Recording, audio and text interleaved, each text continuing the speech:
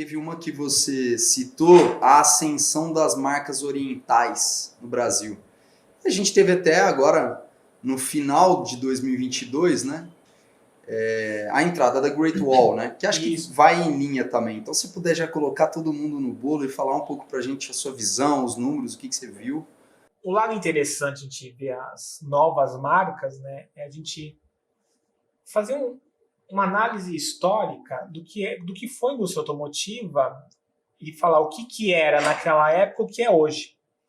Então, de repente, se você pegar os pais do Cauê, na década de 70, se você falasse para ele, vou comprar um Honda e um Toyota, ele ia torcer o nariz, provavelmente os seus pais, como os meus, iam torcer, e de repente o pessoal mais antigo. Porque como você vai ter um carro japonês nos anos 70? Era um mico. O carro bom era americano. A gente tinha esse conceito, né? E hoje, quando você fala de Honda, Toyota, é filé mignon. Não é nem filé mignon, é bife de Kobe. Uma coisa que dá status, dá tranquilidade, e você fala assim, eu não vou desvalorizar. Quando a gente chegou no década de 90, 98, 99, você teve uma leva de carros coreanos que chegaram, né? Que eram Daewoo, Daihatsu, não ficaram direito, depois entrou a Hyundai, e num curto espaço de tempo, a Hyundai ela quebrou toda aquela questão de, nossa, carro coreano que é, e passou a ser uma das marcas mais desejadas, né? Tanto que o ano que passou, ela estava brigando com a Toyota o ano inteiro pela quarta posição de marca mais vendida, né? Então, quem estava brigando entre a quarta e a quinta posição das marcas mais vendidas? Era a Honda e Toyota. O que a gente precisa perceber é que o espaço de tempo de uma Honda Toyota nos anos 70 para agora, de mudança comportamental, você teve aí uns 30 anos para mudar esse comportamento. O da Hyundai, de uma marca coreana, eu estou falando marcas orientais em gerais, eu tive aqui um gap mais ou menos de quase 2 décadas para quebrar um conceito. E a marca chinesa, ela está vindo, existe ainda um certo pré-conceito sobre o produto chinês, mas em curto espaço de tempo ela vai ter aceitação. Eu não vou nem falar da BYD, como você falou, da Great Wall, mas um exemplo mais positivo, você tem uma Caoa Chery, que está aqui. O que era uma Caoa Chery há 5, 6 anos atrás, o que ela já é. E o que ela ainda vai ser. Então, assim, não existe mais, assim, não tem mais pessoas inocentes no mercado, é tudo igual. Basta lembrar que o dono da Land Rover é um chinês, tá? A Land Rover, por mais que seja a marca inglesa, ou a Volvo mesmo, são todos donos chineses. Então, essas novas marcas, Great Wall, BYD e outras que venham, sim, ela tem grandes chances de ter sucesso, se elas terem a perenidade, persistirem no mercado, e num curto espaço de tempo, talvez de 5 anos, o negócio começa a se rentabilizar mais do que agora. Mas os produtos têm a equivalência de qualidade como de todas as outras marcas. Eu não me lembro de ter lido isso, por isso que é bom falar com você aqui, né?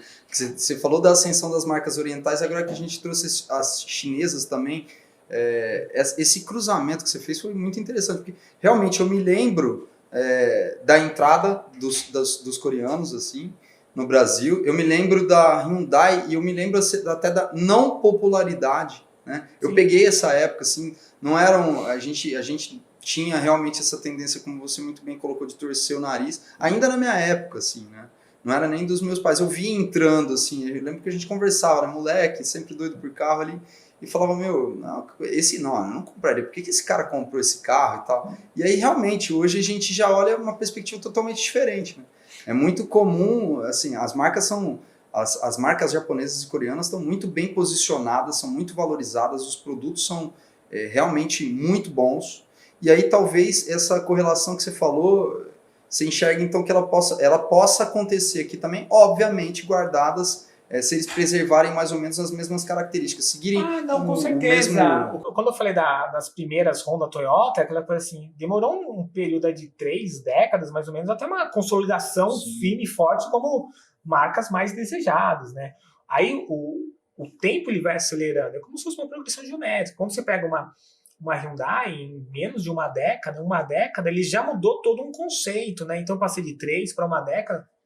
E se os chineses, e aí existe o preconceito, que todo mundo tem alguns preconceitos sobre marcas e produtos. Se ele vier estruturado, insistir, provavelmente vai apanhar no começo, vai ter que sacrificar margens, ele tem tudo para dar certo. Não tem não existe mais aquela reserva de mercado, né? Aquele assim, todo mundo é igual e você tem que estar sempre inovando. Fazendo um paralelo com telefone celular, se a gente voltar 20 anos atrás, 20 anos não, porque não tem tudo isso, mas 15 anos atrás, o celular mais desejado por todos era um BlackBerry. Exatamente. Que morreu de morte matada ou morte morrida, não importa, mas não está aqui mais entre nós. E quem diria que, de repente, uma Apple, que não é uma Samsung, uma Ericsson ou uma Sony, onde está? Cadê os celulares da Sony? O processo muda. E assim, os carros chineses são tão bons quanto todas as outras marcas. Então, basicamente, se eles seguirem, ou pelo menos parte desse playbook que as japonesas e as coreanas seguiram, muito provavelmente eles vão garfar a participação de mercado de alguém. Eles vão estar felizes e ele vai gerar dor de cabeça para outras que perderam no mercado. Sim.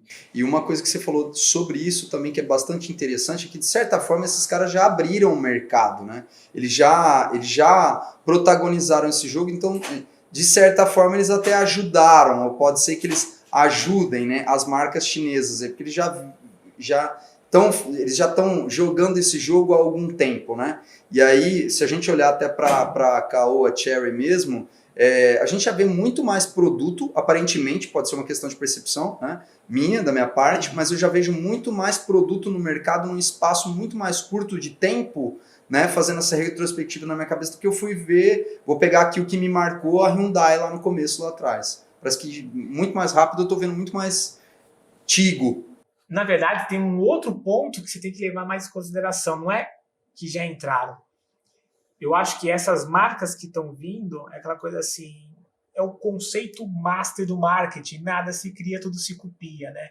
E se evita os erros. Então, quais são os erros que aí, de repente, as marcas novas que vieram estão fazendo? Eu não tenho uma estrutura megalomaníaca. Eu sou enxuto. Então, de repente, cada vez mais eu sou enxusto, menos megalomaníaco, e eu tenho processos rápidos, eu ganho agilidade, e isso para mim é custo. E eu tendo um custo menor, isso se reflete em preço ao consumidor. E aí eu ganho mercado. Ou senão isso me dá uma margem maior, que me dá uma sobrevida maior do mercado. Eu acho que a grande sacada dessas novas marcas chinesas, e o exemplo maior ainda está na questão da Hyundai, eles vieram, montaram plantas fabris muito mais enxuta do que uma Volkswagen, uma Fiat, uma GM, com um custo infinitamente menor e acaba tendo um ganho de escala. Então, eu começo, além de trazer um produto diferente e novo, eu consigo trazer num preço competitivo e até ligeiramente mais baixo do que já está no mercado pelas montadoras tradicionais, e aí eu começo a ganhar mercado. Eu acho que o ponto que vira a chave você imagina, sei lá, uma Volkswagen, uma GM, que é um elefante entrando aqui com... Não vou usar elefante para não ser preconceituoso. Você pega uma Volkswagen, uma GM, que é um transatlântico, e você vê uma japonesa que de repente é um iate. Ela consegue manobrar mais fácil para poder chegar no seu objetivo fim. Então ela tem mais jogo de cintura, porque ela já entrou no mercado um pouco, ela sabe onde estão os pontos neurálgicos das montadoras e já tenta resolver isso. Ou seja, os caras já conhecem, quando você tem um histórico, você já vê erros e acertos e aproveita a agilidade e precisão. Exatamente, eu não vou fazer uma fábrica para produzir 2 milhões de carros, não, faz uma coisa enxuta, esgota isso até de repente fazer uma nova linha de produção, se for o caso. Eu não preciso de um dealer com 10 mil metros quadrados, faz um showroom de 600, 800 metros quadrados que está mais que excelente. Então tudo muda.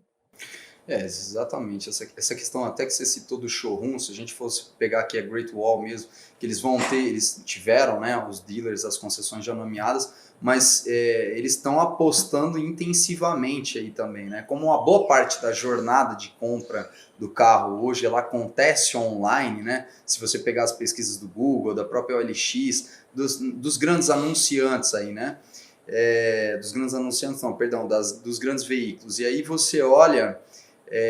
o que a aposta, né, a forma como a Great Wall está fazendo o go-to-market dela, de apostar no sistema delivery, de apostar no pick-up lá, né, e também no dealer aí. Então, eu acho que talvez isso já seja, como você colocou, o plano master do marketing, né? Já, deixa eu ver o que eles acertaram, deixa eu ver o que eles erraram, já deixa eu incrementar aqui uma outra camada de serviços que já vai ao encontro daquilo que está acontecendo, que está em pauta hoje em relação ao comportamento do consumidor. Os caras estão chegando rápido, né? E aí, no caso, usando o exemplo que você falou da Great Wall, é o que ela está vendendo e para quem que ela está vendendo. Então, ela não está vendendo carro de 50 mil reais, muito menos de 100 mil reais. Eu estou vendendo carros de alto valor agregado para um público A mais. Tá? Então, sim, aí você tem aquele tratamento que eu vou te levar o carro até sua casa, eu vou fazer um test drive na sua casa, e o tratamento é diferente. Por quê? Porque é um produto que quanto mais tecnologia embarcada que eu estou vindo, seja eletrificado e todos os paranauês que vem no carro, eu consigo agregar valor para a minha marca, eu montador ou eu concessionário, eu consigo ter uma margem melhor, porque eu estou entregando um produto melhor para você. Tá? E aí, nesse conceito, eu consigo fazer. Eu vou fazer um atendimento específico para você. Eu vou te atender em casa e tudo mais. E aí sim você começa o online e você termina o offline. É sempre que a gente fala, independente da Great Wall ou marcas normais, você sempre tem que ter duas linhas fabris, né? Duas linhas de produção. Você tem que começar sempre no online, que hoje o cliente começa 100% no online, para terminar sempre no offline.